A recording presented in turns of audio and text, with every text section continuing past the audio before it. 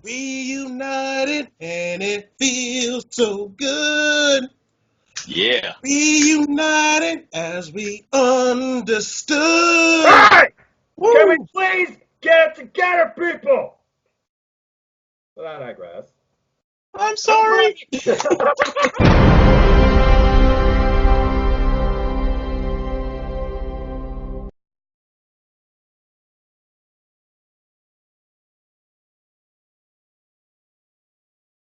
Good evening, everybody. Boy, did we get extreme this week. But I digress. Now, I'm just a simple man, and my name is Noah Foster, and welcome once again to another episode of 205 Live Matters, episode number 26. And this week we're going to discuss this week's episode of 205 Live, as well as our thoughts on the championship match coming up this Sunday at whatever you want to call it. I guess they call it Extreme Rules. Is it extreme? I don't know. Should I go on a rant? WWE Entertainment Rules. It's not really extreme. Get rid of the pay-per-view name. Get rid of it now. I think good brother Chris here just illustrated that, so why don't I just introduce him first? He's a man that is expressive. He tells you how it is. He is a leader of AEW Nation, and he always brings great entertainment and analysis. Good brother Christopher Willis. Welcome back, sir. How are you? Thank you. It's good to be back. Hey, a pleasure, man. And as always, he is pretty much, no, not pretty much. He is my co-host in 205 Live Matters and a real juggernaut in the history of Cruiserweight Wrestling from WCW. And he's a family man, and he brings you that positive charm y'all can use in your lives, in your worst moments, that we all need to be reminded of once in a while. Good friend of mine, the holiday, Chris Mace. Chris, how are you and your family? Oh, family's doing good. Everything's going good. So I'm ready to talk about 205 Live and wrestling in general.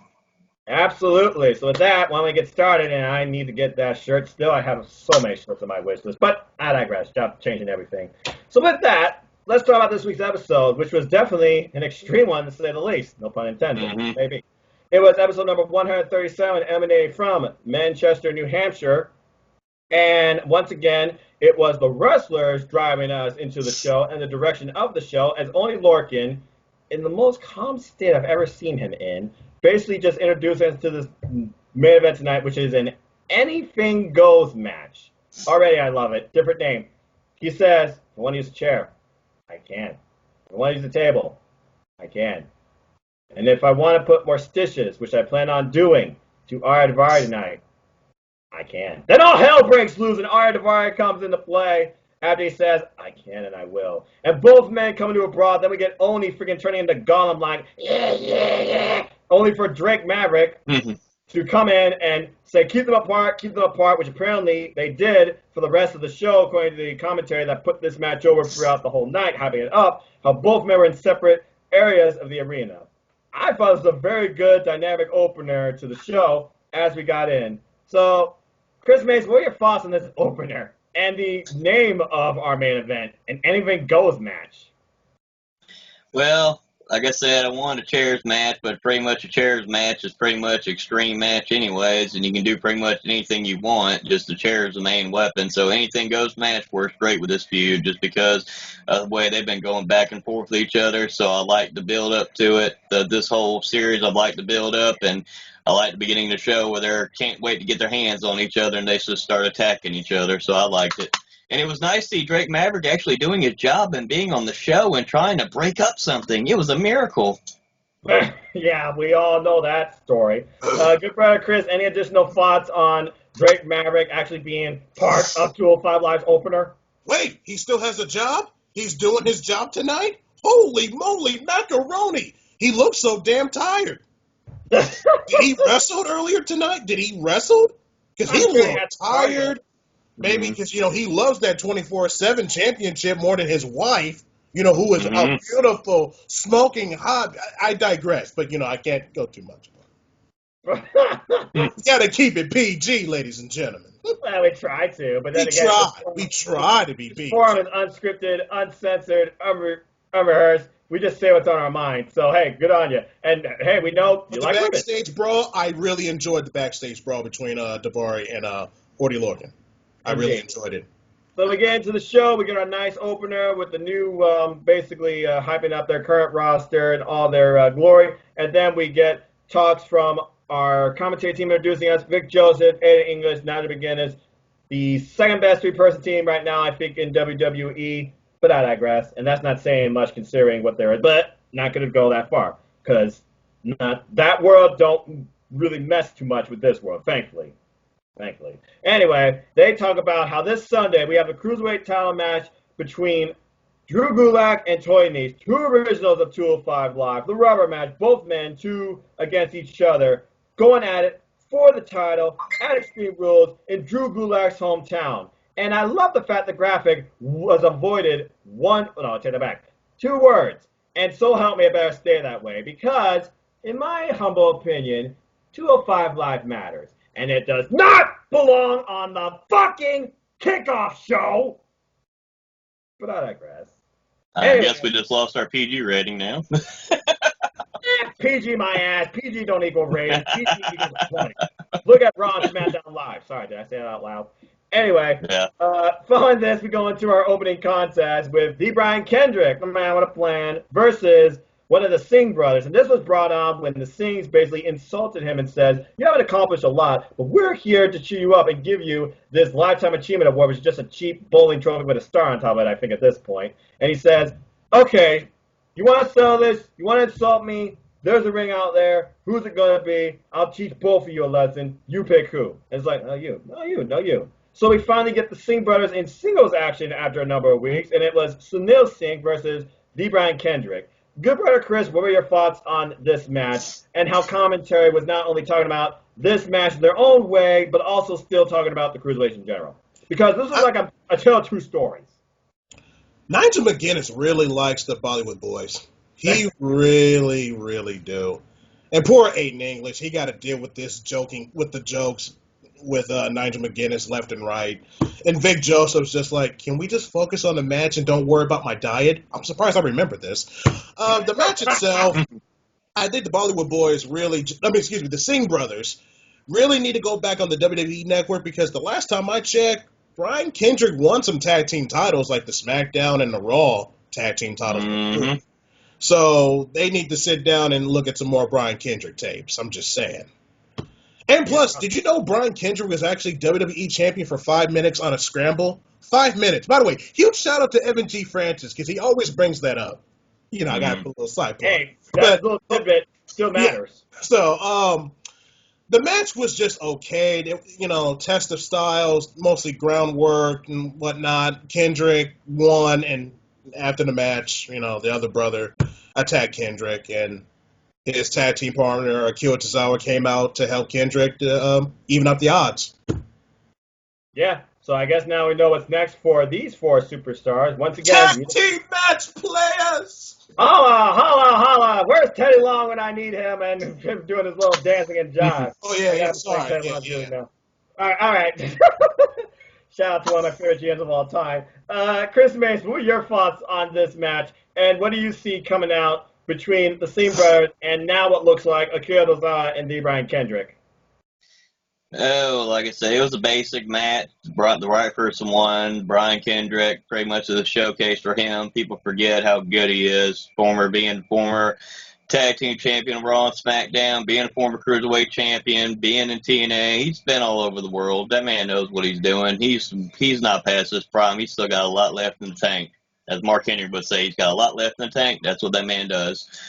And just pretty much he won the match. It just pretty much was a setup to me for him and Tozawa to face the Singh brothers, Bollywood boys, whatever I want to call them, Bolly. But it's just, to me, the only thing I didn't like is I don't like Tozawa. Like I said, he's gone from being the number 1 contender, getting a Cruiserweight title. I feel like he's just going down instead of trying to be built back up a little bit, and he's going back down again. So it's like, okay, let's see what they do now. Yeah, I was very curious about this, too, because I was like, we haven't seen Akira Tozawa or heard anything from him in the last couple of weeks. I thought he was going to maybe, redefine himself or maybe, play a part in maybe this Sunday's match and go dark and heelish himself, like Drew Gulak influenced him in his own way based on Drew Gulak's new perspective and aggressive, ruthless way. So it was nice to see Killazar back, but I wasn't expecting it like this. By the way, botch! That first kick, nowhere near that Steenbrother's face. But nice job with the What a roundhouse devastating kick to the air. Yeah. Whatever air was there. There might have been a ghost right there. He had to hit the ghost. You got to remember, there are ghosts. Visible shield. Because it's like, okay. And then, yeah, and also going back to bully. I cannot name one Bollywood movie. I bet you Nigel McGuinness can't either. But it's that dynamic between Nigel McGuinness and Andy English that just works so well. And Vic Joseph, to his credit, he tries to be a good play-by-play guy. I think he does a pretty good job. Don't say takedown too many times. Next up here, we got Sting I thought it was a pretty fun opener. I mean, like I said, distraction twice, elbow drop, suplex counter into a cabin's hook, instant tap out. Not much more to say about this match when you look at it from the meat of it. So with that, let's move on from here. We get more hype about the Anything Goes match, and then we discuss who they are calling the fastest rising star in 205 Live, Humberto Carrillo. So apparently they'll be doing a 3-part interview type series on Humberto Carrillo, and they did part 1 this week, where Humberto basically discussed his bringings into wrestling and the journey he took to get in to 205 Live, leaving his home of Mexico and his family, who has a support system, to come to the U.S. and live his dream and do his best. I'm not Dr. Seuss. I did not mean for that to rhyme. But I thought this was a very nice way to introduce people to Humberto Carrillo and what he brings and why he is here. I'm curious to see what's going to happen next. So, good brother Chris, what were your thoughts on this video package discussing basically the upcoming of Humberto Carrillo to 205 Live? You know what? It's about time they really showed a video package about the real Humberto Carrillo. And plus, I'm actually happy he can actually speak good English. He was really good. His English was not broken at all. I really enjoyed this video package. I can't wait for part 2 next week on 205 Live. Me either. Chris Mace, what are your thoughts on Humberto Carrillo, and what do you expect to see in part 2, in your opinion? I think they're doing this the right way. I've been saying this before in past episodes. They're doing this the right way. They're slow burning him. They're doing that good slow burn of how to build a superstar up. And now they're giving you the backstory behind him. They're giving you information. They're letting you look further into the man himself. Because there's always more than just to a wrestler than just what they do in the ring. They have to have personality or anything like that. And I was really impressed. He seems like he speaks well. He's very humble about everything. Seems very genuine about everything. Seems like a big family man. That's a big plus to me if a wrestler's a big family man, just saying. And I'm ready to part 2. I'm ready to learn more about this man and see how they do it. Like I said, they need to slow burn it and keep on going. I don't think he's quite ready yet to be that guy to be the Cruiserweight champion, but he's getting there, and they're doing it the right way. Yeah, I completely agree, and I keep saying this, Humberto Carrillo's got to be a future candidate for a Cruiserweight title opportunity. He has yet to really get one in any form of match whatsoever, so it would really be interesting to see what sort of dynamic he would bring to a Cruiserweight title match. But do I see him becoming the next Cruiserweight champion? Only time will tell, and hopefully this series will promote more of my thinking towards that. With that, let's move on into our next segment, which was a match. Jack Gallagher, I still think he needs to change his theme, versus local talent, Devin Justin. But this match, the story here, you would think would be Jack Gallagher finding his roots back as a face. No, not really. There was another story coming into play here, which I am going to leave to Chris Mace to discuss. Chris Mace, your thoughts on this match and the angle that happened. It was a basic match. It was pretty much just a showcase for Jack Gallagher. Pretty much all this was. This is another one of those matches. It's pretty much setting up the future and everything like that, and the future angles with everything going on as these episodes keep going forward. And at the end of the day, it would have meant more had he been distracted and actually took the loss. To me, that would have built more towards the story. But because he almost did, you almost thought for a quick second that the local wrestler was going to upset the gentleman, and he just did a quick headbutt and got a quick pinfall and just was happy he got the win, but you could tell he looked aggravated. Yeah. And let me just talk a little about this match before I hand it over to you, good brother Chris. I mean, you're right, simple match. I mean, it showed off his technical ability. There was shades of Paradise Lock. I don't think Milano approves. I think Sonata is the original founder, current carrier of the Paradise Lock. For those of you who don't know, go check out New Japan Pro Wrestling. Cheap plug. Anyway, vertical suplex for about 11 seconds. The German drop kick interrupted. Good brother kiss. Take it from here. Your thoughts on Mike Kanellis? Like Holiday said, it was just a basic match. I'm like, he's wrestling a ham and egger, without the mayonnaise, another ham. So when the match was just like, okay, can you hurry up? Can you hurry up? Why is the crowd making, oh my God, Mike Kanellis is coming out? And he's just going to the announce table like trash. I'm like, hey, what you do? I'm just like, okay, this is very interesting. This is very interesting. And Jack Gallagher got distracted, like, hey, what are you doing? And then the ham and egger without the mayonnaise he just rolled Jack Gallagher up. I'm like, oh my God. He kicked out, and Jack Gallagher like, motherfucker, headbutt, 1, 2, 3, and Jack Gallagher wins. I'm like, wow, that was funny. Cause I'm like, Jack Gallagher like, you ain't gonna, no. Mm-hmm. So Jack Gallagher for the last 3 weeks, he's 3 for 3. Yeah, good on him. I mean, he's really building his momentum up. But Mike Kanellis going in here like a tirade. I don't know if it's just Drake Maverick or what's going on with him and his wife. Shout out to them. Congrats on their next baby. But, I mean, he's just yelling, you ruined my life. I'm going to ruin your show. Wait a minute. Let me. I want to bring this up a little bit. Like, what do you mean you ruined his life? Hold on for a minute, bro. Hold on, Mike. What has Drake Maverick done to you? Every time when Drake Maverick gives you an opportunity, you choke. You drop the ball. Why are you mad at him? Is someone a little insecure here about himself, I'm wondering? Because, again, like you're leaning to, in the backstage segment, Drake Maverick really went from GM to man, and he disclosed how he feels he has neglected the Cruiserweights and even his wife because of his pursuits of the 20% championship. And by the way, side plug, commentary put over why Drake Maverick is the 20% champion, why he has GM duties of 205 Live. Title is an embargo. So he's technically 23/7. That I can tolerate because that does tell me that he's focusing on his actual job and the growth and importance and the drive forward of 205 Live, which this episode proved. And this segment especially. A real man-to-man talk saying he's sorry that he neglected Cruiserweights and his wife. He understands your position, but you can't do this. And then Mike says, oh, finally we're relatable. And then Drake, he just went a whole nother level there. I'm still the general manager at 205 Live. You give me no choice. I'm going to have to find you. Undisclosed amount. And Mike's like, wow.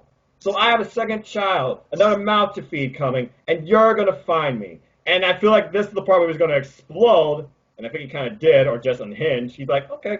But I tell you what. You're still the GM, but I'm competing on your show next week.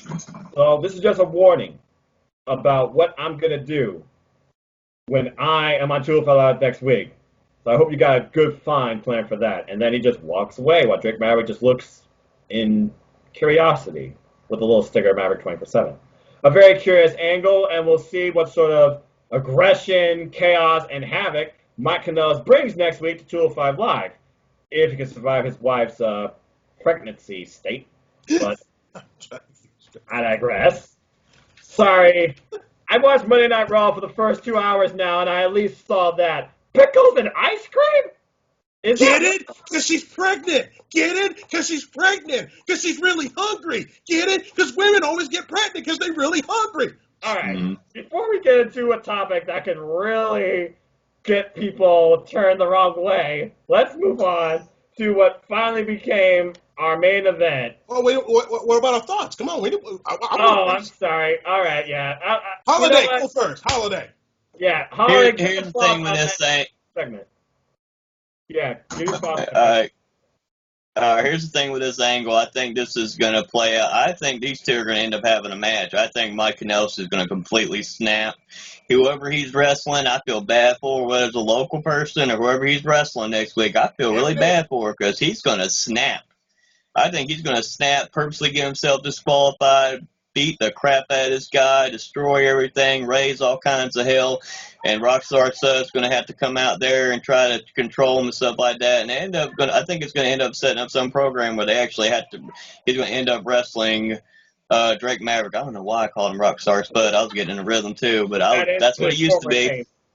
Yeah, but I was getting a rhythm here talking about this. But They're going to end up wrestling each other. I think they're going to end up doing it for control, be it to control the general manager. He's going to be getting angry at him. It's like, all right, you put that on line, and I'll put my career on the line. They'll do some kind of stipulation like that, career versus his general manager position, and we'll see how that plays out. Because at this point, with Maria being pregnant, she can't take over being the general manager. So I don't know how that will all play out, but I think that's what they're setting up for still. Before I talk more about that, good brother Chris, give your thoughts on this angle and what you face to come. Man, I just looking at Mike Kanellis like, why are you blaming Drake Maverick, though? Like I said earlier, you're dropping the ball, and you're like, oh, you're ruining my life. You're ruining my life. Whoa, whoa, whoa, whoa, whoa, whoa. Hold on, man. You got to focus on your life. You don't need to worry about Drake Maverick because Drake Maverick got his own problems. Have you seen Drake Maverick's wife? Beautiful, and you're not tapping that? Oh, sorry. Got to let that out real quick. But anyway, you got to worry about your wife disrespecting you. Say, you're calling me fat? Because on Monday night, Mike Kanellis is a straight bitch. Tuesday night, he actually wants to be a man. Like, I'm confused. I'm like, which Mike Kanellis are we going to get? Are we going to get Monday night Mike Kanellis, who's being a bitch? Or are we going to get Tuesday night Mike Kanellis, like, who's snapping at the wrong people? What if those two guys wrestled? Drake Maverick and Mike Kanellis. What is this going to really lead to? What is this going to really lead to? Yeah, that is the question at this point. With the big show coming up, SummerSlam, I got to imagine they're going to do something major with this Cruiserweight GM position and the Cruiserweights, because it looks like everything's going to change around SummerSlam. And we talked about this before. I thought they were going to set like a Survivor Series angle, Team Mike versus Team Drake. But now with his wife, being part of these 24/7 segments, and we're dealing with Maria now back on Raw. That's something they're doing to promote like Working Mothers or whatever. And Mike's being like in two different worlds, it seems, or state of minds. It's very fickle, to put it in Daniel Bryan's own words. Fickle! What is going on right now in the 205 Live world of Mike, Maria, Drake, and now you could add Renee, not Renee Young, but his wife, Renee, to the mix. Because right now, all four of these people are playing a part in what is becoming this long-standing story on 205 Live. And Drake Maverick needs some sleep. He looked tired again. He looked tired. Well, I mean, you're the 24/7 champion. You got to keep your eyes always open, right? Because he needs to drop the belt, get with your wife, and get it in. Well, they did say they're going to consummate the marriage, but I don't know that happened yet. Anyway, I guess we'll find out next week, probably on Monday night, where this goes. Because there's no doubt in my mind, Drake and Mike are both going to be on Monday Night Raw. Imagine if Mike Kanellis pins Drake Maverick for that title. Oh, jeez. Oh, anyway, yeah, putting it bluntly.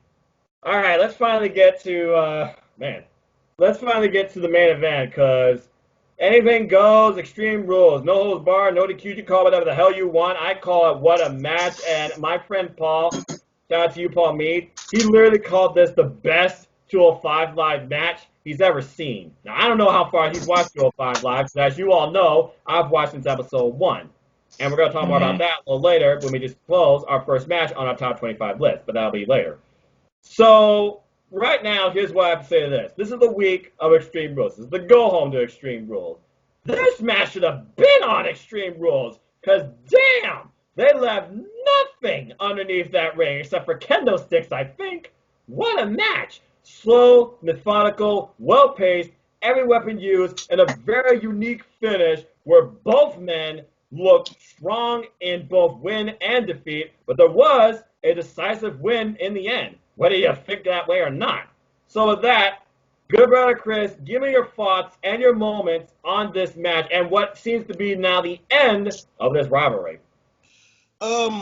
I really enjoyed this Anything Goes match. Anything Goes hardcore match. I really enjoyed it because I know Odie Lorcan, he's a wrestler, but he can also go hardcore to the bone.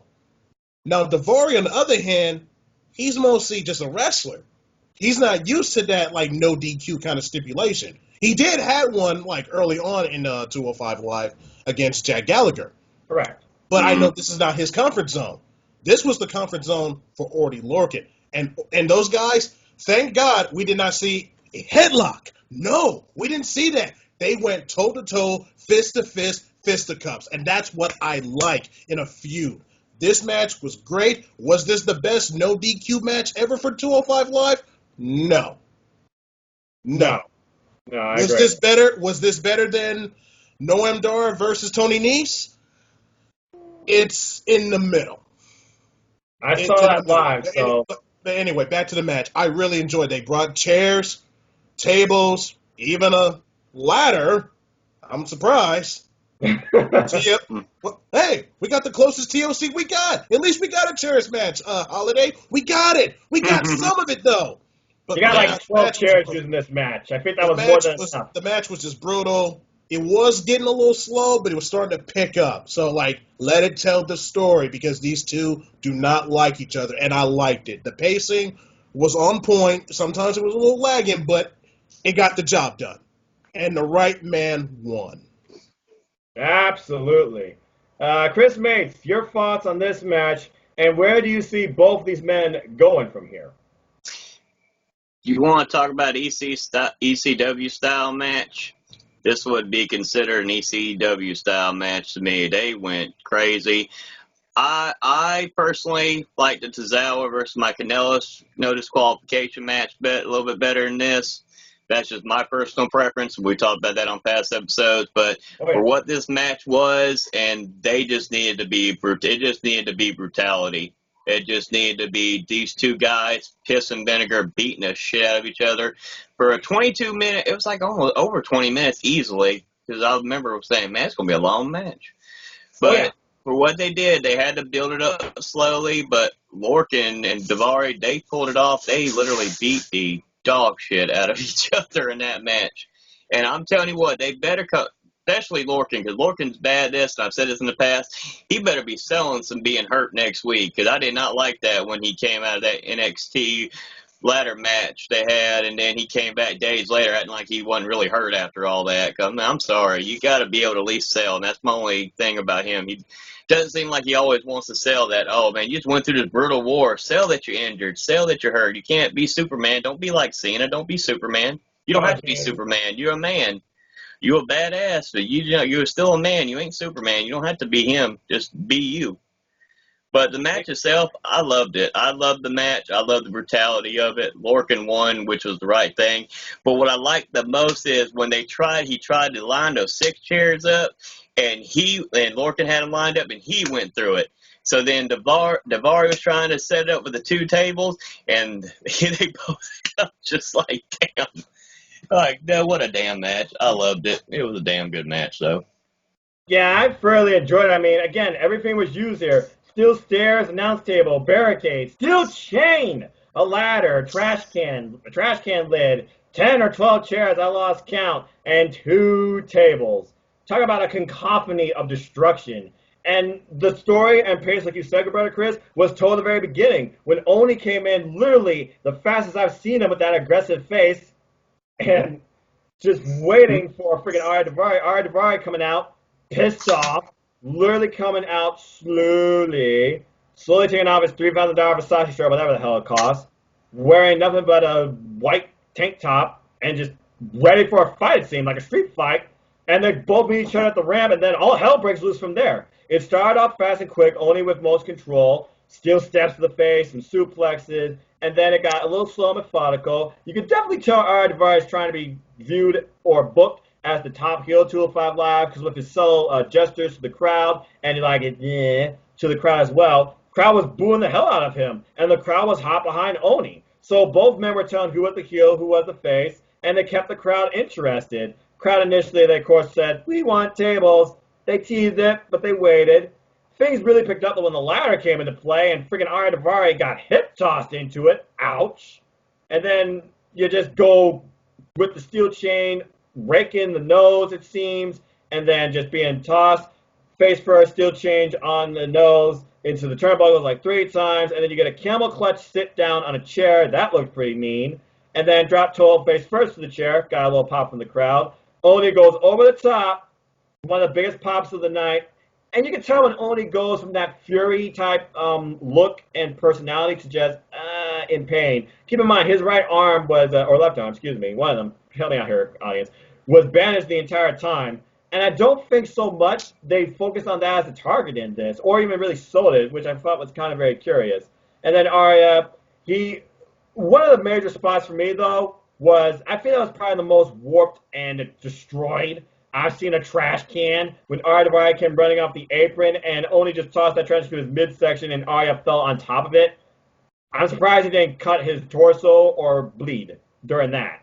And then you're right, you got steps, you got lids, you got chairs, only to set up his own chair trap, not nearly as stupid as Adam Cole setting up 2 chairs, hard ends together at NXT TakeOver Philadelphia against Aleister Black, but not nearly as crazy and methodical as KO did against Roman Reigns at Royal Rumble with a steel chair pyramid. But still, those 6 chairs, nasty. I think like 3 or 4 chairs were bent or broken, partly. And then, an interesting story, only pulled out earlier, a table to the crowd's chagrin. Table was forgotten. Vic Jones was like, oh, I forgot about the table. Apparently they didn't, but I thought Arya won here. That insane splash from near the top of the ladder. You see it on replay. He flattens Oney Lorcan. That would have crushed any normal man's torso and chest cavity. But it kicks out, and it causes Daivari to yell, get more angry. I don't know whether he was yelling in pain or in anger. And then the second table, I think it was more anger because he pulled out the second table. You saw him rip the leg off. It broke. The ref, good on him, pulls it out of the ring, and then he gets another table in. We got 2 tables playing next to each other, which leads to our ending where Daivari was planning to do a splash through the table on Oney, only for Oney to plant him in the nether regions on the top turnbuckle and superplex both men through the tables for Oney to win, a shoulder being the difference, literally his shoulder on top of Daivari. 1, 2, 3.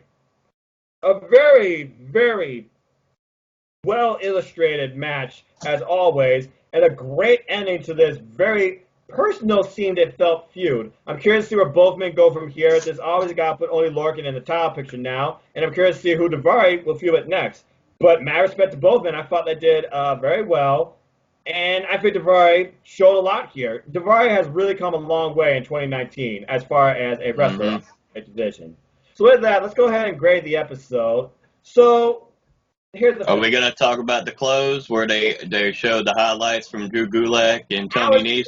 That, but I feel like that's more its own thing. You literally could have probably did that like its own little 205 Live special angle, because I know it was promoting the Cruiserweight title match, but this was something totally outside the episode in my opinion. But you know what? Because it is part of the episode, and I do tell the viewers episode we're going to stand for that. Let's go ahead and talk about that retrospective package that literally talks about the history of 2 of the originals, Tony Nese and Drew Gulak, going all the way back to episode 1 of 205 Live, November 29, 2016. Both men saying they were friends, they respected each other. But Gulak said that Tony couldn't help but make a 205 Live, and I was always superior one. Nese basically saying Gulak was always in it for himself. He was never in it for a better 205 Live. And then Gulak's talking about, well, Tony Nese only cared about his abs. He only cared about himself. Basically talking about both men's probably early egos and outlook on themselves. Because again, as 205 Live evolved, thank God, both men evolved too. So we move on all the way to 2019 to the Cruiserweight #1 Contendership Tournament. And basically, Gulak lost his WrestleMania moment. He says that Nese was a better man than him for 3 seconds. And that's all it took. Nese got his moment at Mania. Gulak didn't. So Gulak said he had to refocus, go away for a while. He had to realize that he had to go back to relying on his greatest strengths. And that's bringing pain and punishment. Which, of course, proven at Stomping Grounds when he became, after 134 weeks later, Cruiserweight champion. And now, Drew went dark, and until he pins me, he's no champ according to Tony Nese. And Gulak says, you know what? Beat me down as much as you want. You're going to beat me down so badly before I let this Cruiserweight title go. Get your side plates, by the way. That kind of annoyed me.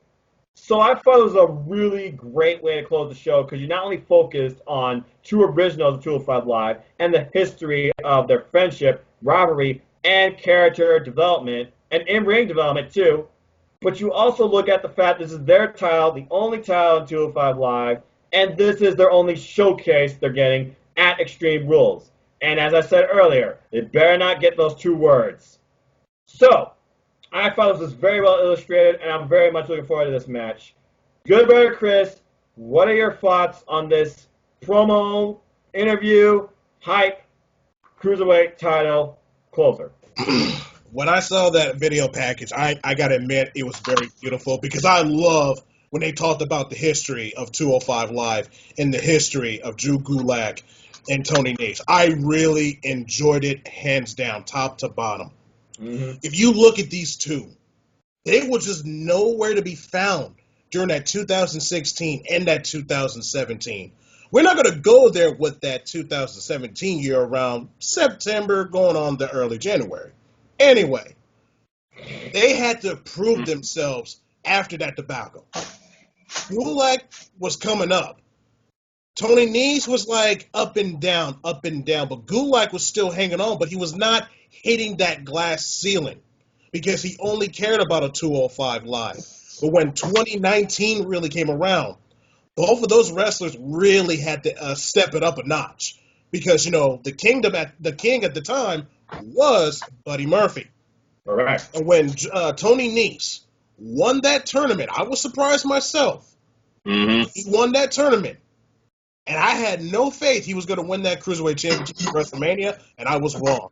Tony Nese finally did it. He did talk about his abs. He talked about being cocky. To this day, I wish I had an 8 pack of abs. Working on it.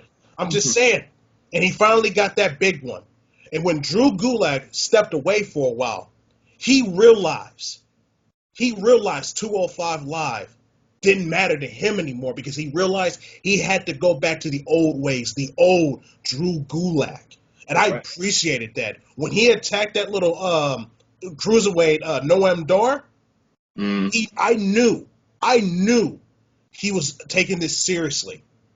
When him and Tasawa was the number one contender, number one contender, he had to do what he had to do at Stomping Grounds. Yeah, see, I don't like WWE pay-per-view names. Seriously, it's really weak. And I was shocked. To this day, are they going to pull the trigger? And I admit I had Tony Nese.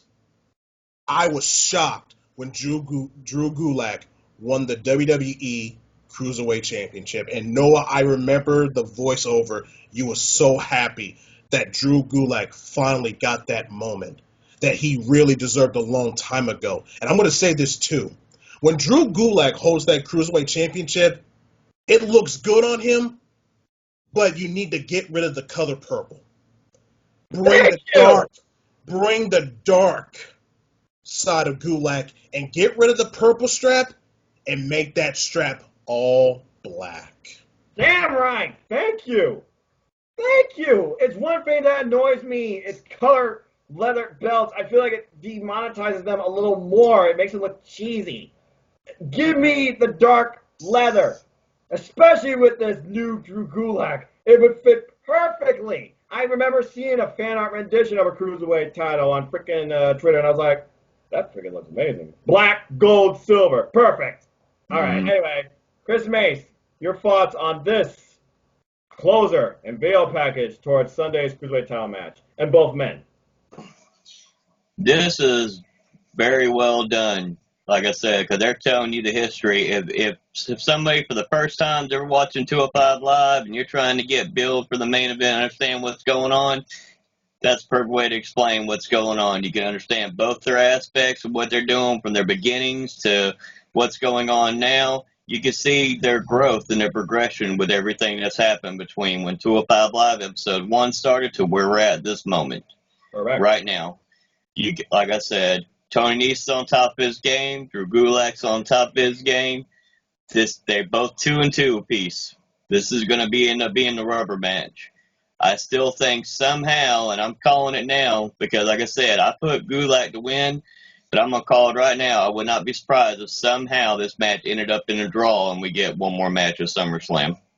That's what I see happen. I think they're going to do something where they either both can't continue in the match or they do some kind of double pin where they're going to end up continuing this match going to SummerSlam. They better give them a 30-minute Iron Man match because these two can pull it off. I think to close their feud, they need to do it. It's one of the only gimmicks that 205 Live has yet to implement in one of their storylines, because when it comes to 205 Live, they don't plug a gimmick until it's a closing angle to a feud, and that's one of its greatest strengths. Gimmick preservation. Anyway, yeah, So with that officially closes 205 Live. So let's go ahead and rate it now. And you're right, that was definitely worth talking about because it was still part of the episode.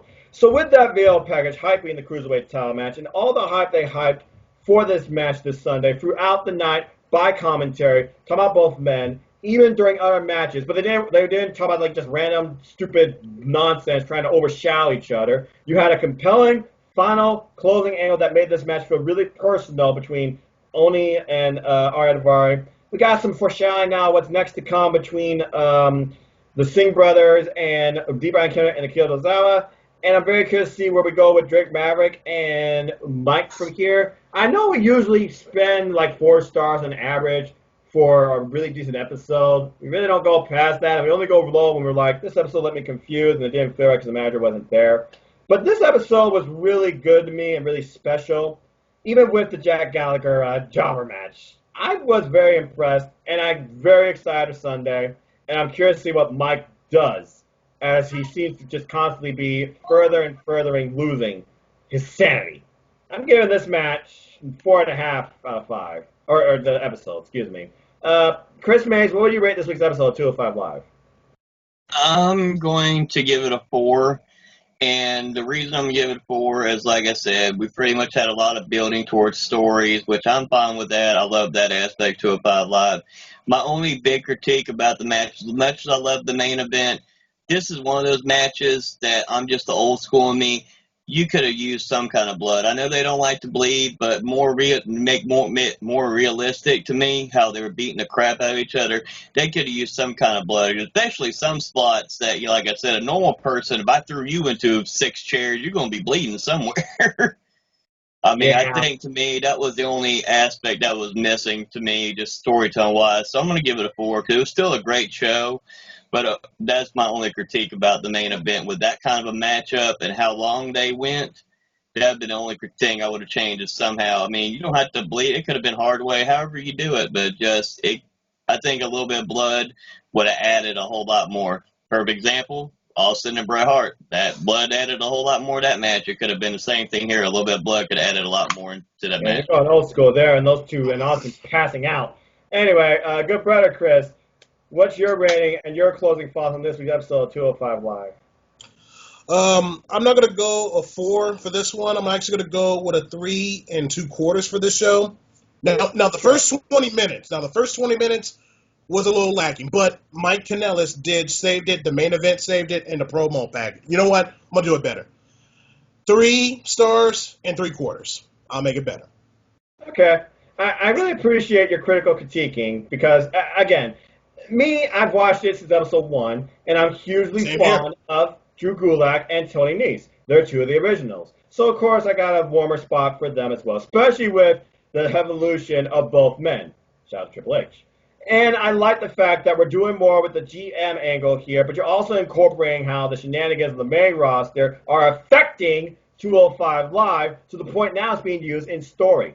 And I thought the main event really proved once again how it constantly delivers on main events. You know how to close a story. You know how to make it seem personal. And it left me wanting more and figured about where these men are going to go. So that's why I was a little more generous. With that, let's go ahead and talk about some simple stances. Now, I know usually we open go-homes to pay-per-views with our stance on the Cruiserweight title. But I think we kind of covered that with the video package recapping itself because, again, we literally talked about, as it showcased to us, the history, what both men are going into as far as mindset goes, and who we believe are going to win. Because you already know who I'm going to pick because it's Drew Gulak. It's freaking Drew Gulak. Mm-hmm. A new Drew Gulak. The best Drew Gulak for the best Puzzle 205 Live. Drew Gulak's retaining. And it's in his hometown. There's no way he's losing. Chris, I think you pretty much disclosed you picked Drew as well, right? Yes, Drew Gulak is my pick. Yeah, and Chris Mace, you disclosed that Drew was your pick as well, so there's that. Yeah. All right, so with that, let's go ahead and open the floor to anything that's on anybody's mind tonight. So why don't we start with, you haven't been on for a while, good brother Chris. What's on your mind tonight for Simple Stances? You know, about 5 minutes ago, my good sister, Sydney G, just messaged me. She said, are you going to bring this up on the Simple Stance? And I looked at it, and I gave her a GIF, like a little cartoon GIF of bullets. Mm-hmm. So I want to bring up a former superstar on 205 Live. Okay. Cedric Alexander. I really want to get this off my chest because me and her talked about this a couple days ago. It just really irks the shit out of me that Cedric Alexander is not getting the respect that he deserves. This man was one of the pioneers of 205 Live. You bring this man to the main roster. He had one match against Cesaro. Correct. Lost. Mm-hmm. And what are you doing with him? You're putting him on main event. You're putting him on main event. You're putting him on main event. And now when this 24/7 title came along, he's fighting for that. Now, yes, he did win the title about maybe 2, 3, 4 weeks ago. But I know people in the comment section will say, well, at least he's getting TV time. He's not a sports entertainer. He is a professional wrestler. And he deserves to be fighting for the United States title on Monday Night Raw. And you're not doing nothing with this man. I even tweeted out this past Monday, Cedric Alexander, you need to come back to 205 Live. Mm-hmm. But that Monday night segment, when I think it was Shane McMahon, Drew McIntyre, yes, I'm bringing up main roster shit, versus Roman Reigns and a partner wearing a janitor suit and a mask. Now, true story, the crowd was red hot when the masked wrestler did the crazy moves and whatever. And when he got hit with the Claymore kick, the guy takes the mask off and Cedric Alexander. No one cared. No one cared. But he did tweet it out. Hey, I took an opportunity. But I look at it as, yeah, for maybe 2 weeks when you wrestle Drew McIntyre on a Monday night and you're back fighting for the 24/7 title. Mm-hmm. It just really irks the shit out of me so much. Like, this man deserves better than this. He was a part of the Cruiserweight Classic. He even posted 3 years ago in, I think, 11 months when he was in tears that he was finally going to get signed with WWE. He lost 23 pounds so he could be a part of 205 Live. And you treating this man like a joke. You making him wear a luchador mask and a janitor suit in a main event of Monday Night Raw. And he's not a sports entertainer wrestler. He is a professional wrestler. And it just, like, seriously. Yeah, he's going to have that match against Drew McIntyre. Yeah, one loss, and after that, you're back on main event. Seriously. Well, let me go ahead and open my stance on that with this.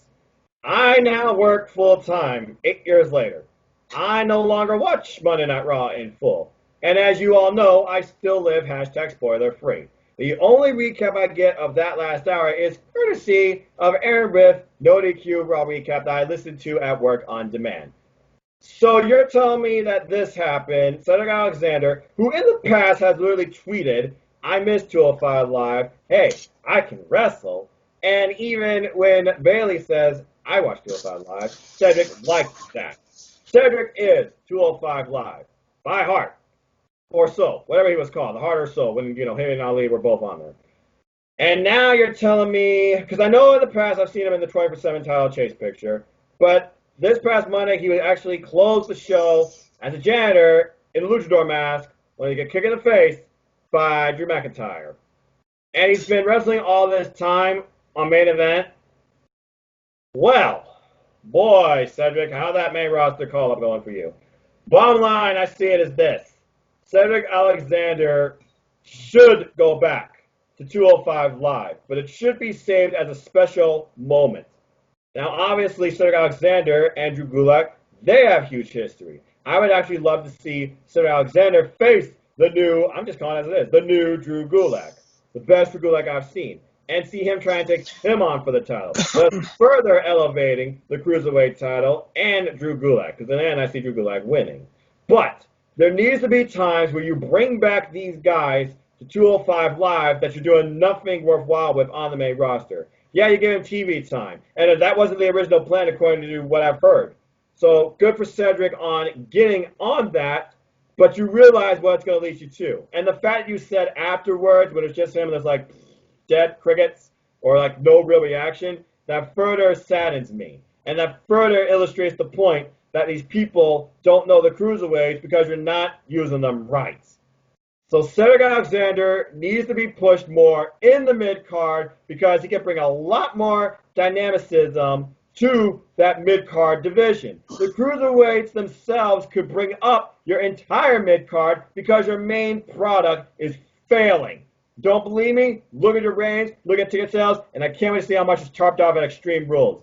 I honestly would love to see Cedric Alexander versus Ricochet for the United States Championship. Because in my opinion, calling it now, Ricochet is not losing the title to AJ. And just don't give those two the microphone because they both suck. Well, unfortunately, and that's the other flaw here, because again, Raw is sports entertainment leverage. If you don't give a good promo, you're gonna fall to the wayside. Unless you're in, like, you know, a faction leading somebody with a good promo that can help elevate you. Hence the whole Shane McMahon bullshit. But anyway, yes, I do believe Cedric Alexander should go out the U.S. title, but maybe it would be best for him to somehow either start a faction or find a mouthpiece. And I'm not talking about Taz O'Neil. We all saw Taz Worldwide worked out for Akira Tozawa. I'm gonna put a little input on this. If he was paired with Titus O'Neil, just stay on main event or just ask for your release. Damn. But or at least ask for a promotion. Yes, I'm saying promotion. Go to NXT. All right. Well, in that case, like I said, I do hope better fame for Cedric Alexander. But again, unless he cuts better promo, I don't see it getting better from here. And that's another thing also that people are insulting Ricochet about too. But I digress. I talked too long. Chris Mace, your thoughts on Cedric Alexander and main roster involvement? It's been a complete flop so far.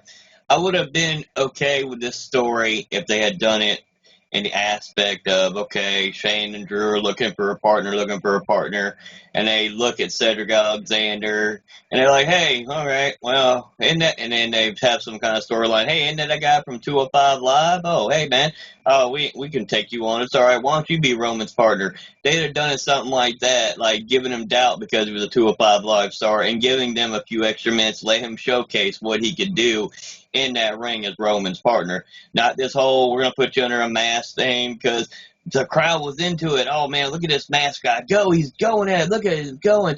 And you watch those move sets. And for people that watch 205 Live before and seen Cedric Alexander, you know, most of us are like, oh, that's Cedric Alexander. Just the way he's doing. Look what he's doing. And then as soon as he unmasks and reveals it's him, you see he's been you see his mouth's been bloody up because he's looking and showing the blood and stuff. And then nobody cares. They're like, no, oh, okay, who are you? Just like they're dumbfounded. I don't know who this is. Who is this guy?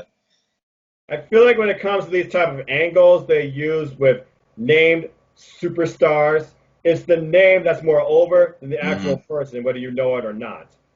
But I digress. Great simple stance, Chris. One last thing. Every time when he's like chasing for that 24/7, like just doing the little run-in in the backstage, it just hurts the shit out of me. I'm just like, you don't need that title. You deserve the United States, or find a tag team partner to go for the tag team titles. No matter what, the Raw tag team titles are shit anyway. Hey, remember Nicholas? Yeah, those Raw tag team titles been dead for a long time. Don't ask. You had to mention Nicholas. People, I know in the comments, well, a little kid won the title. It was desecrated. Remember? Yeah, those Raw tag team titles are shit. Compared to Chris, okay. It was a WrestleMania moment. Now I'm going to shut up. Chris Mace, talk. Anyway, so what I was going to say, at the end of the day, they need to just move Cedric Alexander. You can't always go back to relying on that. 205 Live is doing good right now. We don't want to have it fail and go, okay, not have it fail, but have Cedric Alexander go back. Let him go back. Let him go to NXT. I think he have a great opportunity to have some great matchups being in NXT. There's a lot of great opportunities for him to be in NXT. He would get showcased, and his talent would be appreciated a whole lot more than it's being on the main roster right now. Let's not always say, hey, let's send him back to 205 Live. Let's give him a different opportunity. Let's put him on NXT and let him thrive in NXT. I think that'd be the best fit for him right now. I like that actually a lot too, because I think about Kushida, for example, and he's going to face Apollo Crews next week, former NXT superstar that really hasn't done a lot lately on the main roster. Lately got beaten out by Andrade. That's going to be a great match in itself. But Cedric Alexander had never been to NXT, so it would be a very way. Cedric Alexander's been on NXT in the past. Mm-hmm. Yeah, he is. 2016. He was a part of the Dusty's Classic back in Mhm. 2016. Oh, And his partner was Andrade. Was it Andrade? I think it was Andrade, if I remember right. Yeah, it was Actually, Andrade. Yes. that was just a long time ago during the early stages of NXT. Yeah. But yeah, I would like to see Cedric Alexander take on the current crop of NXT talent because NXT is just insane right now. The things that they are doing and the way they're just constantly shifting out who you see each episode and elevating. This Breakout 20 is an example of that. Every week, different match, different two people, and they are just getting hot and hot like crazy with the crowd. I have not been disappointed or have seen one person yet in this Breakout 20 not get a positive reaction from this crowd based on what they gave you. And if that's just their first match, the first takeaway from these people, imagine bringing Cedric back, which they formerly know, to go against the likes of Kushida, for example, or some of these breakout stars. I would actually like to see him take on freaking Velveteen Dream, personally, but that's just me. I like him to take on Adam Cole, so I want him to take on him. I don't know if we're going to push him that far yet, but he definitely could bring you one hell of a title match. Cedric Alexander can wrestle anybody on the wrestle anybody on NXT. Yeah, it's simple as that. Anyway, bottom line, Cedric Alexander, what's next or what's best? I think NXT or one of the other two and take a chance because 24/7 title and jobbed out by Drew is not going to help you. All right. Nope. Very good, simple stance for tonight, Chris. I think you definitely are going to get a lot of reaction from that. And you know what? I say just bring it, people. Chris Mace, what's on your mind tonight for simple stances? All right, I got an interesting one. That's why I didn't bring it up. So I want y'all to think just off the top of your heads on an answer to this question, just so you didn't have time to think. So, we talk about cruiserweights in general, and there have been a lot of successful cruiserweight champions that involved and become heavyweight champions, a la Chris Jericho, Rey Mysterio, et cetera, et cetera. But also, you got to think there's a lot of great cruiserweights that have also been tag team champions with partners that were considered heavyweights. Example, X-Pac, who was a WCW cruiserweight champion, a WWF cruiserweight champion, and a light heavyweight champion. He was tag team champions with a lot of great heavyweights, including Kane, which was the most odd pairing ever, but that worked great in story-wise. So my question for y'all is, what 205 Live star from any time, past, present, from 205 Live, and pick one main roster heavyweight, and who would you pair together to make a tag team to hopefully become tag team champions? Because we've had a lot of great cruiserweight and heavyweight tag teams like Tajiri and William Regal, because Tajiri was also a cruiserweight champion, light heavyweight champion. That's another example. Oh, yeah. You've had a great pairing of different teams of different sizes. So who would you take from 205 Live and the main roster, put them together, and form a tag team to hopefully challenge for the tag team titles? It doesn't matter which brand of tag Doesn't team. matter which brand. Oh, wow. It could be past or present from 205 Live. You could go back all the way from episode 1 all the way. If I'm looking at the current roster and main and 205 Live and forming what you're basically calling a strange bedfellow, I would probably go with, just because I think it would be an interesting dynamic, and I don't know if you would call him a heavyweight though, but he's vicious. You know what? I'm just going to go really wild and out there though, because I feel like the orthodox style and the aggressive style could really deliver something unique. Samoa Joe and the Brian Kendrick. I feel like Samoa Joe and the Brian Kendrick would be one of the most unique teams in history. The Brian Kendrick and Samoa Joe, both veterans of the game, both deliver amazing promos, both have great in-ring action, but it would be like, I'm going to get the pin, or no, I'm going to get the pin at first, and then they figure out each other's styles and they mesh off that. Maybe a little bit of one-upsmanship. Now, as far as what set of titles they would go after, looking at the current titles, let's see. You got Street Profits on NXT, you got The Revival on Monday Night Raw, and you got, time recording, the new Daniel Bryan and Rowan on SmackDown. And I'm looking at which show can use unique, elevated dynamics to their tag team division and what it could lead to. I would have to go with SmackDown Live and see the Brian Kendrick facing his best friend and protege, Daniel Bryan, and Samoa Joe taking on the giant Woodward Rowan. I think that'd be a very interesting dynamic match, and Samoa Joe and Mike Kanellis would make a very interesting tag team run. No idea what team you would call by name, but that's my idea off the top of my head. All right, I talked enough. Now I'm putting goodbye Chris on the spot. Go. Ha! Wow. Okay. I may have one or two, but this one makes sense because this tag team was in the Dusty Classic in 2016, and they fit perfectly. A cruiserweight and a heavyweight. You said former cruiserweight champions or whatever, past and present. Okay. Mm-hmm. No Way Jose, Rich Swann. Yes, they did pair together. Mm-hmm. They did pair together. They Yes, lost they did. they lost in the quarterfinals. Right. You had a cruiserweight, you had a heavyweight, and they blended perfectly because they both like to dance. They had the chemistry. It was there. You got to have chemistry when it comes to tag teams. I'm gonna put one for SmackDown. This for a heavyweight. Hopefully, if he's still a cruiserweight, Buddy Murphy, Randy Orton as a tag team. Damn.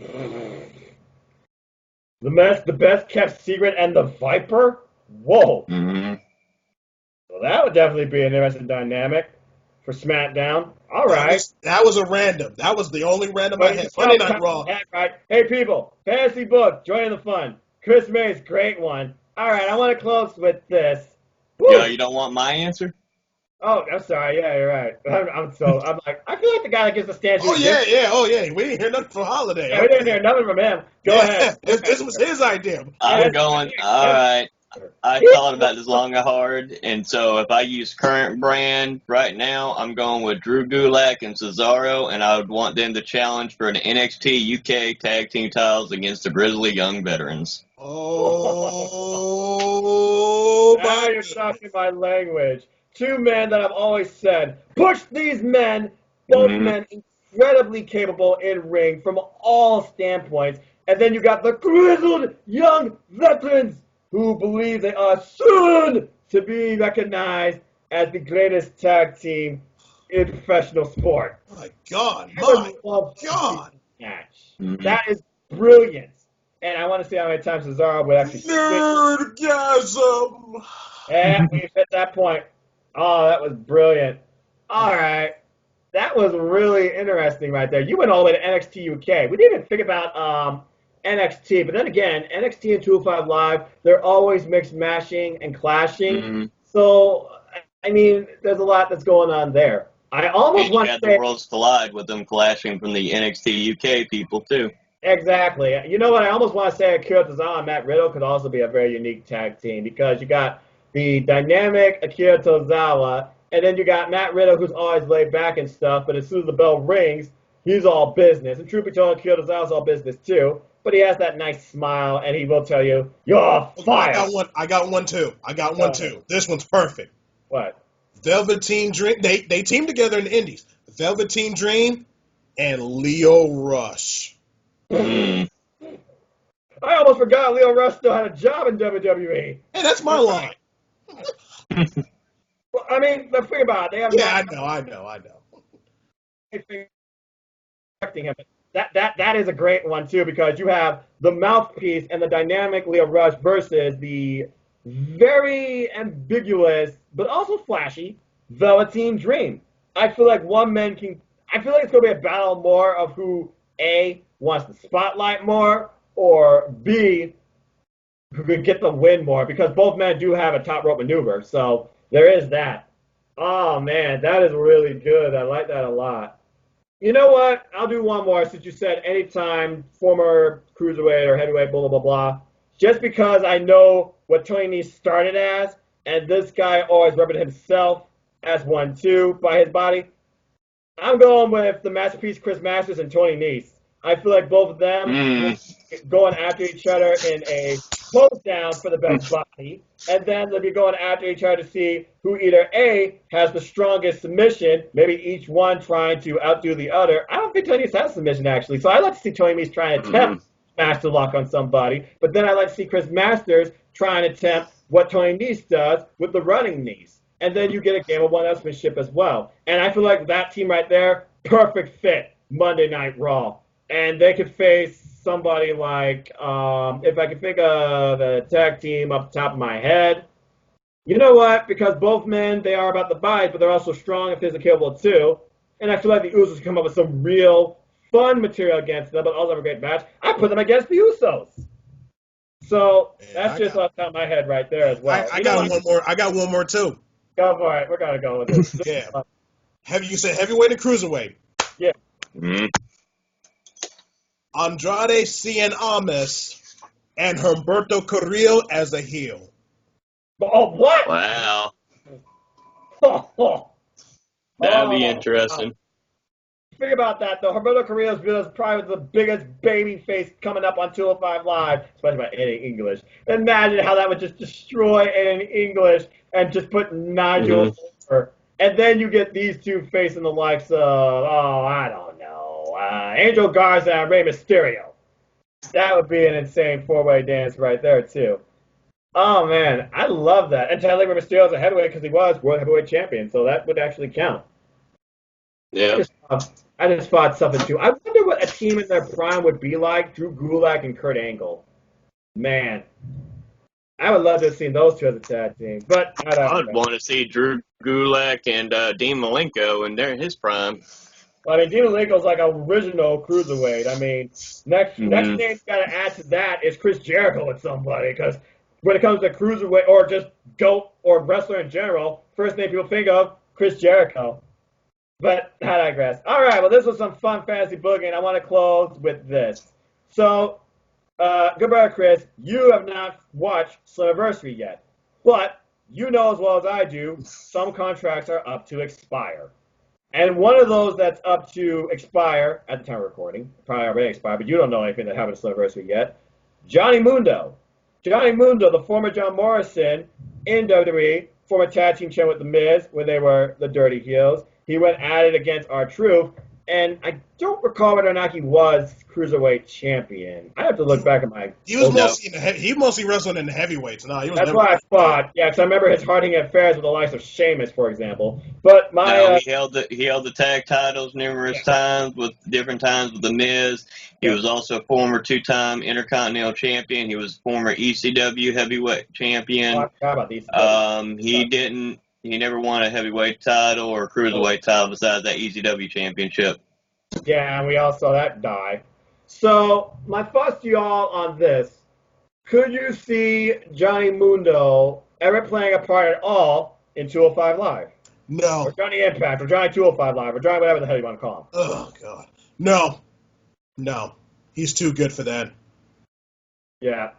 And again, because he's classified as a heavyweight, the way I could see him bringing him in, if 205 Live ever does like its own pay-per-view special, and they do like a special showcase match where this guy gets to face Johnny Morrison. I believe he's 215 pounds. Yeah, but imagine if they did a pay-per-view special and they adjusted the rules a little bit. Like we said, do a pay-per-view special where you have some heavyweights clashing with the cruiserweights, or an open challenge, for example. It was just something I was figured about, because I do remember how dynamic John Morrison was during his time in WWE. So that was just on my mind.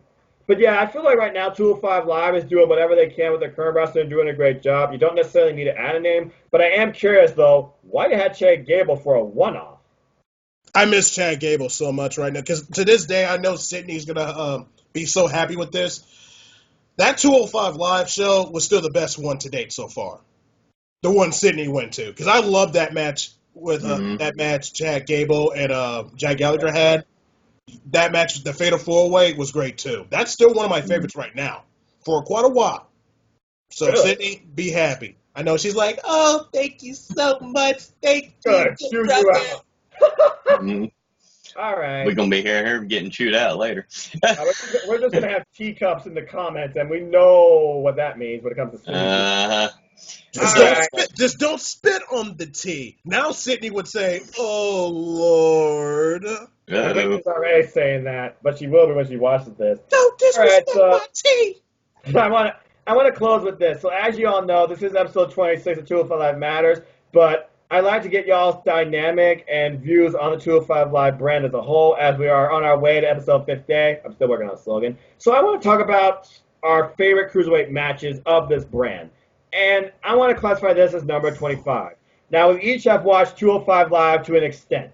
So I watched this episode 1, so I'm going to go last. So with that, Chris Willis, I know you have been working on this the most recently, and you already said you got your list fully built. I don't yet. I'm still working on it, but I at least got the bottom half. So I'm going to let Chris here think for a moment.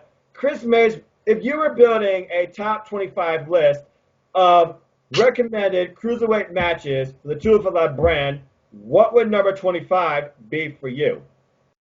Well, hold on. Before we start that, I'm going to give you my comment on your question for your simple stance real quick, because we forgot about me. We keep forgetting about the holiday today. I'm all over the place. I've done 4 videos today, people. Continue. But I think Johnny Mundo, if they brought him into 205 Live, it'd be for some kind of special program. They could bring him in to feud with somebody, maybe like a Tony something for like a one-off or something, build a little feud, and once they're done with that feud, maybe do something like that with Tony Nese or somebody that need to build up a little bit more to help build up, or maybe put him against Humberto. I mean, give him a good big-name feud to have for a little bit. Once that's all said and done, Johnny Mundo, Johnny Nitro, John Morrison, whatever we want to call him, he can go up to the main roster at that point.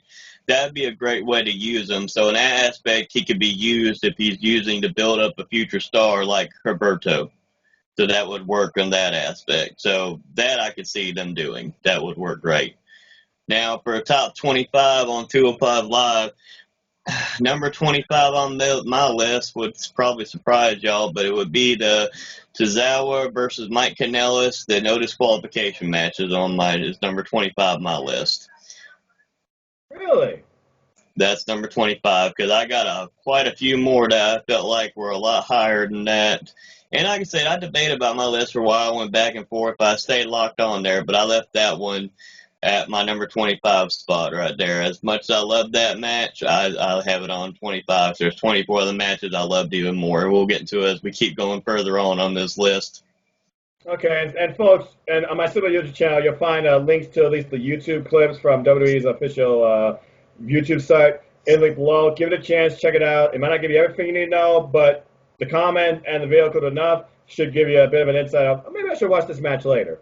All right, goodbye, Chris. What would you rate as number 25 if you were making a top 25 list of your favorite matches, or best matches, basically, from 205 Live? Oh, man, top 25. Just number 25?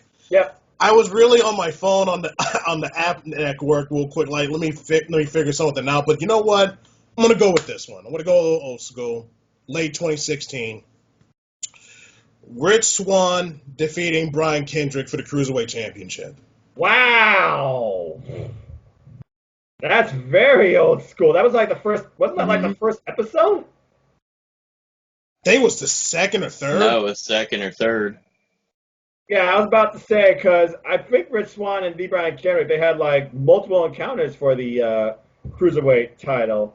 Because I do remember going into the 205 Live brand, Brian Kendrick was Cruiserweight champion. Because prior to that, it was the winner of the Cruiserweight Classic, T.J. Perkins, who was Cruiserweight champ, but they had built a storyline and an angle, a weird one at that led to Brian Kendrick becoming the inaugural Cruiserweight champ into the 205 Live brand.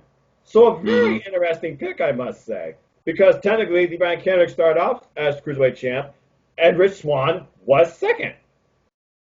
Okay. So I like what you all did there. You all went old school. And I was thinking about this for a while because, as you all know, I've been through the worst of it. I've been through the best of it.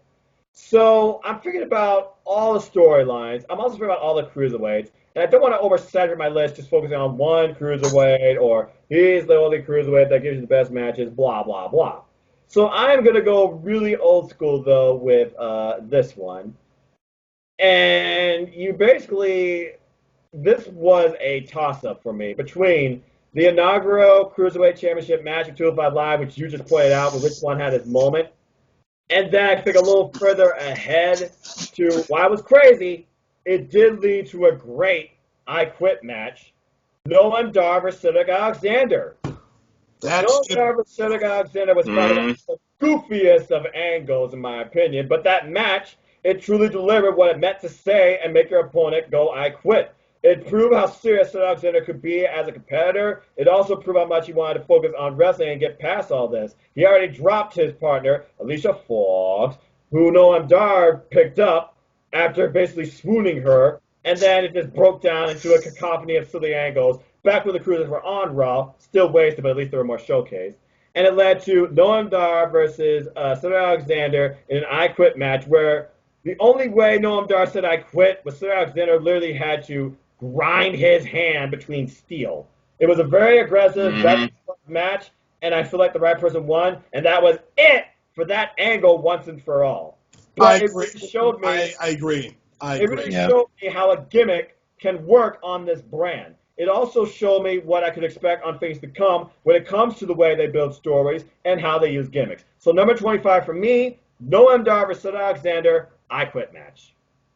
All right. Well, I think with that, that's a good way to close this episode. So, ladies and gentlemen, I think we are done here for tonight. So thank you so much for tuning in to this go-home edition of 205 Live match towards WWE's main event pay-per-view for July, Extreme Rules.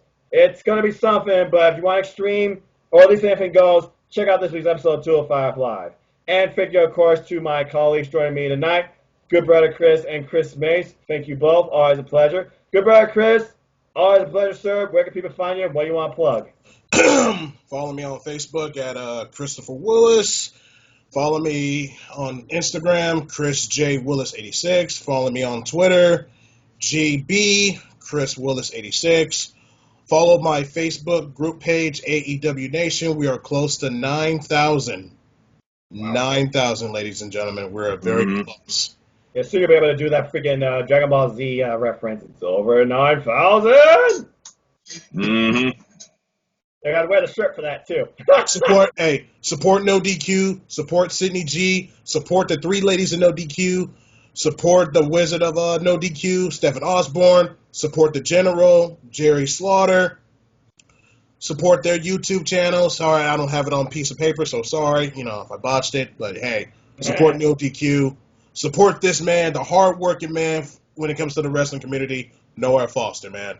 And Holiday, follow him as well on Facebook. I think he's almost out of jail. He's almost out of Facebook jail. He's almost He's on probation, people. He didn't do nothing stupid, but he'll tell the story one day, and I can't wait. Holiday is awesome when it comes to Cruiserweight Classic. Holiday is awesome when it comes to his Cruiserweights, hands down. Oh, without doubt. Thank you so much. And, of course, Chris Mace, always a pleasure, sir. He kind of already disclosed something you can't, but anything you want to plug into anything, where can people find you? Yeah, well, you can't find me right now, so therefore I got less than 2 weeks to go on that. But pretty much, since he brought it up, let me go ahead and just say the story real quick. Oh my God! So what happened is, when you share stuff on Facebook, when we do these episodes, we record 205 Live, NXT, NXT UK, and stuff like that. I would share them to different groups, or I'd share them to friends on Messenger that wanted to see them. Well, apparently, if you get a list, when you have Facebook Messenger, everybody, just so everybody knows, you get a list, and it'll show you a list of all these people. And sometimes you will hit the wrong names or two by mistake. Well, apparently, what happened was I hit a couple times the wrong name on a couple people. They deemed that as harassment. That person, instead of messaging me and saying, hey, I don't want to watch this or nothing like that, they complained, said it was harassment. So since they said it was harassment, they seen that I needed to go to Facebook jail for 30 days for harassment. So what happened, the moral of the story is, do not, as much as you love wrestling, try your best to only share it with people you want to watch it or want to show everybody that loves wrestling. Don't accidentally send it to some people on accident, because they might go complain and say you're harassing them about wrestling. So that's the moral of the story. That's why I can then Facebook jail. There's the whole story. So you got reported. Yep. Instead of getting messaged, hey, it's not my cup of tea or whatever, or I'm not in the 205 Live, whatever, they said it was deemed harassment. Wow, Mark Zuckerberg with the laws, man. Well, okay. Anything else outside that?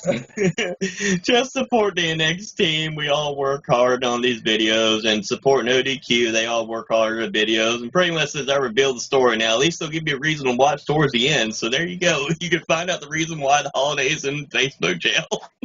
Man, the holiday, the storyteller now. That was so funny and awesome. Real honesty. Wow. All right. Well, thank you both. Told the one I told the whole story too. And now you're going to tell the whole YouTube community. So, folks, a little bit of awareness. Be careful what you share on social media. It can end up biting you. You can end up All in right, Facebook. enough of that. If y'all want to know more about me, though, know this. I'm just a simple man and a lifelong fan of Mountain Dew and wrestling. So if you want to follow me and talk anything wrestling, look me up on Twitter, nodq.com/Noah. It takes you to my Twitter page, or at Enfoster1916 for those that hate URLs. And I'll talk to you anything wrestling, whether it's WWE, all 5 brands, Raw, SmackDown Live, 205 Live, NXT UK, NXT, and everything beyond that, including but not limited to AEW, Impact Wrestling, Ring of Honor, New Japan Pro Wrestling, Stardom World, Defiant Wrestling, and the list goes on and on, and independent wrestling in general. Support independent wrestling, folks. And you'll find all that sort of content here on my simple YouTube channel at youtube.com/users/NoahFoster210, where you'll find reviews, retrospectives, simple takes, and predictions on pay-per-views and specials outside WWE primarily. And, of course, 205 Live Matters at the heart of this channel, too, every week. But also, support No DQ. They're the reason I'm in YouTube and the reason why, really, all 3 of us are here. So go buy a shirt, nodq.com/shirts. Go follow the playlist on Spotify, #TeamNoDQ. Follow nodq.com on all your social media platforms. Make a friend, make an enemy, attempt to troll virtue, because your opinions matter. There's a comment section and everything on the official NoDQ website, and you could react to anything. Polls, columns, memes, reviews, gifts, sexy female pics. You name it, it's there. It's primarily WWE, but we're bringing in AEW and independent wrestling too, courtesy of Team ADQ that we're all 3 part of. And if you haven't already, check out Team ADQ's Fight for the Fallen predictions right here on NoDQ. Or check out everybody's predictions for Extreme Rules, as I am taking part also in the Extreme Rules official Team NoDQ Predictions League. So go follow somebody, go support your favorite NoDQ personality, and see who wins this weekend, either title, the Indie DQ title or the NoDQ title. And with that, as I like to always close, support wrestling outlets both big and small, and let's keep growing this incredible wrestling community together. Simple as that. Stay tuned, of course, for my simple channel where I'll be doing more with G1 and more for Ring of Honor next week. There's a lot of wrestling coming ahead, but this weekend is fully loaded. So with that, like, share, subscribe, comment, tell a friend. Leave us your thoughts down below on 205 Live, why 205 Live matters to you, and whatever criticism you might have too. Everything just keeps me going. This isn't leaving anytime soon. With that, thank you all for watching. Thank you all for tuning in. Enjoy live, enjoy wrestling, treasure your families. Find yourself some fun. Go claim your moment. And until the next video, I hope you all have a good night. Have a good night, everybody. And 205 Live will always matter to me. And not on the kickoff. Bye, everybody. Thank you. Fuck you, Shane!